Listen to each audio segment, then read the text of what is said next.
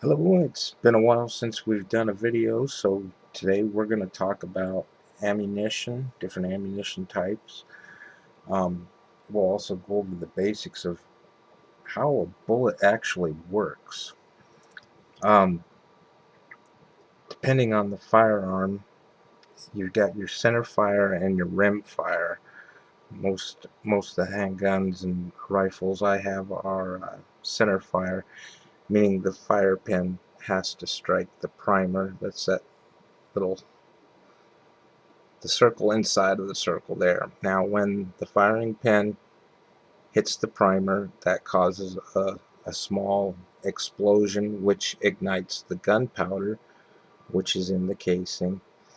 When the gunpowder ignites, it forces the expulsion of the actual bullet.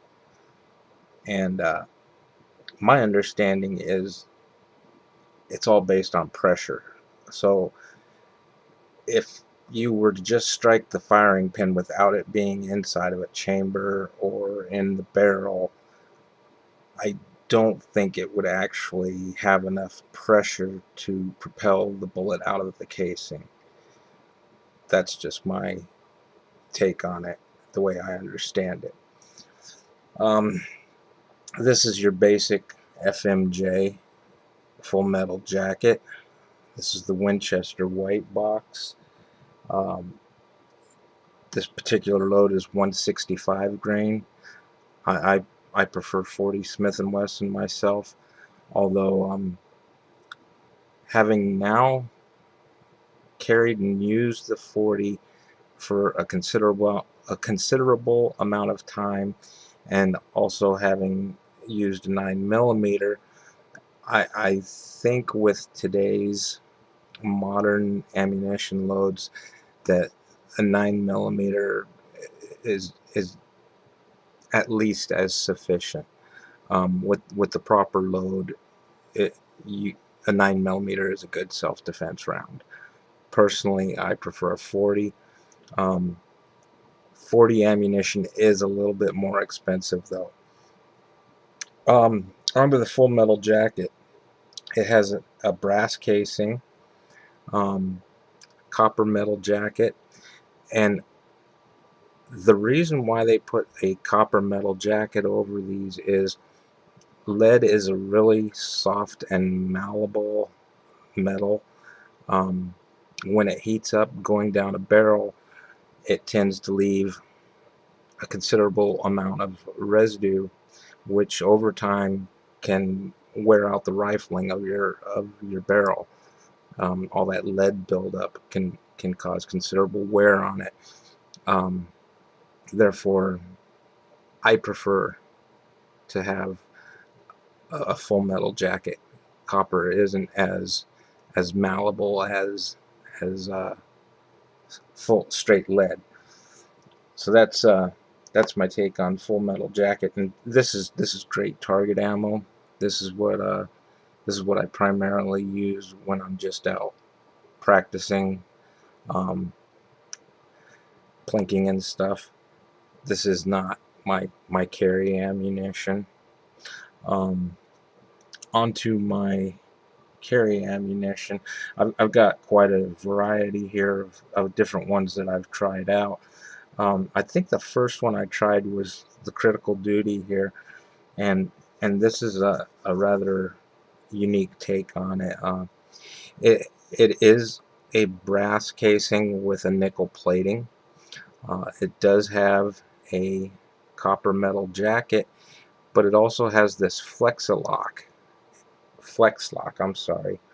Um, and from what I understand, this helps to prevent clogs in the actual hollow point.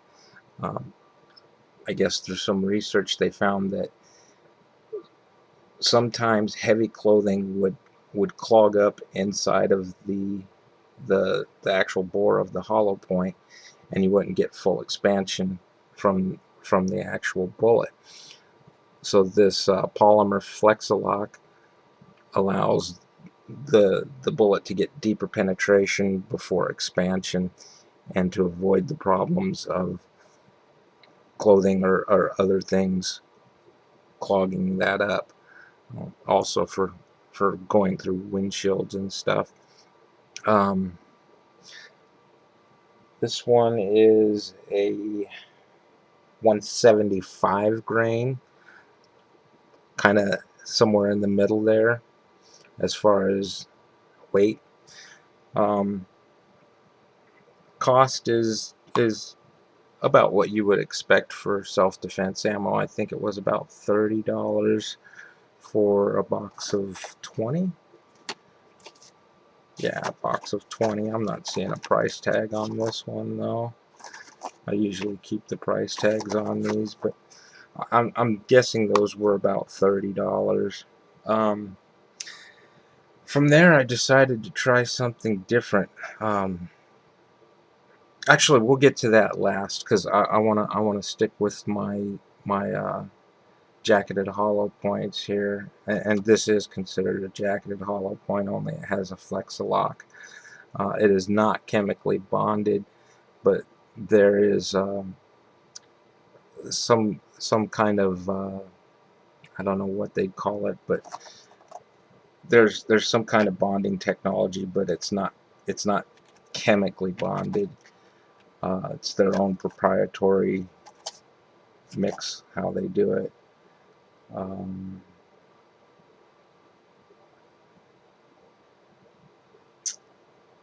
Says here, featuring the patented flex tip design that will never clog, coupled with an ultra thick jacket to core interlock. So it has an interlock is what they're referring to it as, even though it's not chemically bonded. Next we'll go on to the federal Hydra Shok.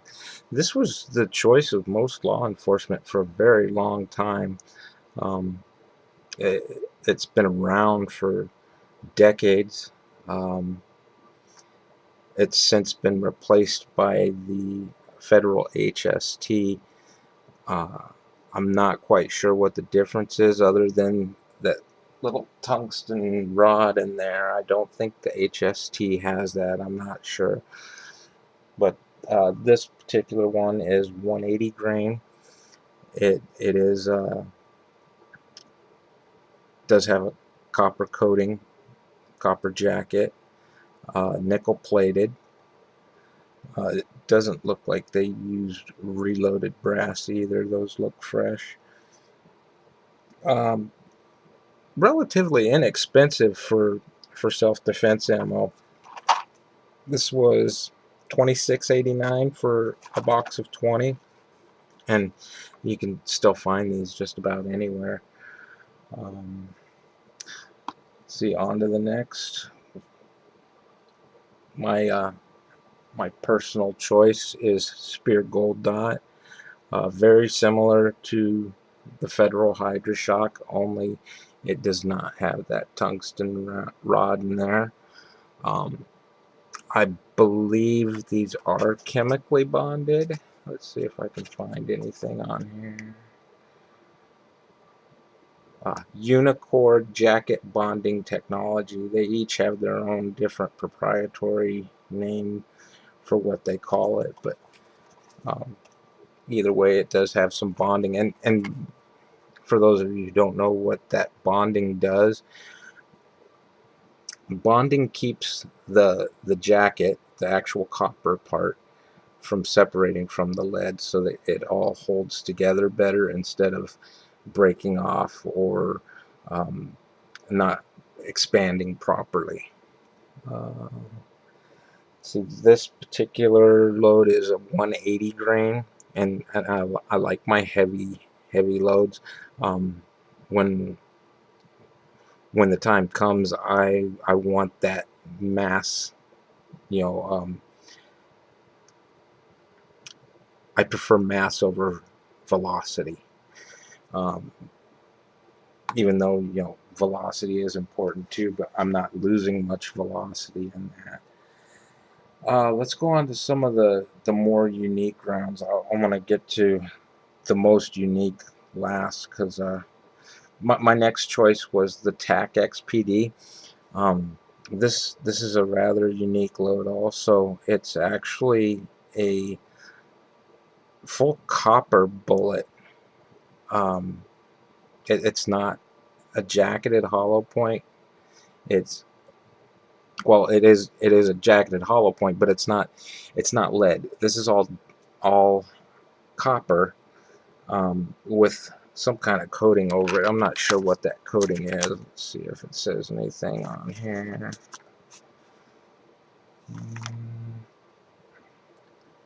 I'm not seeing anything that would say what kind of coating it has on it, but they really did some nice work on the packaging there. If you can see the little hologram and how it shows the expansion and stuff. Uh, this is a 140 grain. This is going to have a lot of velocity behind it, but less mass. Nice big bore in the hollow point there, which I like. It gives you a lot more expansion on that.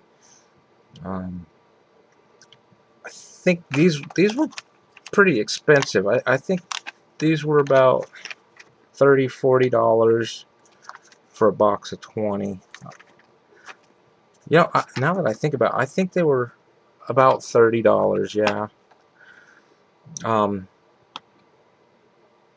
Next, we'll get on to this really unique fragmenting round by G2 Research. This is the Ripp Round rapidly invasive projectile. Once again, it's all copper, and it's designed to fragment. So when it hits, instead of expanding, these little trocars break off and shoot off in different directions. And from the videos I've seen, it dumps all of its energy at once. So it looks rather impressive. I think the main reason why I stopped using this as my carry load was somebody had told me that there were some legal issues where if you did have to use this in a self-defense situation, a good prosecuting attorney could turn the whole Ripp Round thing on you and make it a premeditated thing. And I just, with the fact that it's higher velocity, lower mass, and I felt there was better cartridges out there, I decided to go with a heavier load. But the G2 Ripp Round is a 115 grain, which that's the lightest of all of these here. Plus the fact that those trocars are designed to break off. Some people have even said that they've had issues with their firearm actually being able to take this ammo. It doesn't cycle well in some firearms. I haven't had any issues in mine, but some people say that the design of the bullet itself doesn't allow for proper cycling in some firearms. But once again, my personal choices: Spear Gold Dot, Tack Xpd, and Critical Duty. Especially during the winter, when I know people wear heavier clothing, I tend to change out my carry to the Critical Duty just because of that. But pretty standard, I carry the Spear Gold Dot. I keep a magazine of Critical Duty on hand, and I keep a magazine of Tack Xpd on hand. And that's going to do it for today's Jacketed Hollow Points. Thank you all for watching, and please give us a like and subscribe.